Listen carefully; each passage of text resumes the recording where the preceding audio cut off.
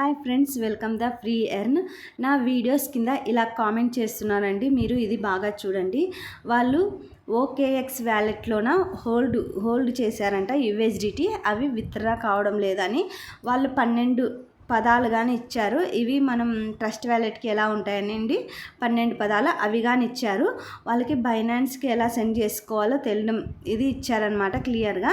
కానీ ఇది స్కామర్స్ అండి. ఇట్లా మెసేజ్ చేసే వాళ్ళందరూ స్కామర్సే. మీరు నా వీడియోస్ చూసేవాళ్ళు కానీ మీరు ట్రై చేయకండి. ఇలాంటి మెసేజ్లు చేస్తుంటారు కదా, వాళ్ళ వ్యాలెట్ని ఓపెన్ చేసి మీరు విత్డ్రా చేయడానికి ట్రై చేయకండి. ఎందుకంటే విత్డ్రా చేసేటప్పుడు గ్యాస్ ఫీజ్ అనేది వాళ్ళు అడుగుతారు. అది టీఆర్ఎక్స్ గ్యాస్ ఫీజ్ అనేది ఉంటుంది. అవి మనం సెండ్ చేసిన వెంటనే వాళ్ళ వ్యాలెట్కి వేరే వ్యాలెట్కి అనేది ట్రాన్స్ఫర్ అయిపోతాయి. అంటే మనం అది విత్డ్రా చేసేకి రాదు. వాళ్ళకి వేరే వ్యాలెట్కి సెండ్ అయిపోతాయి అన్నమాట. అది ప్రాబ్లము. నేను కానీ వాళ్ళ కింద కామెంట్ చేశాను.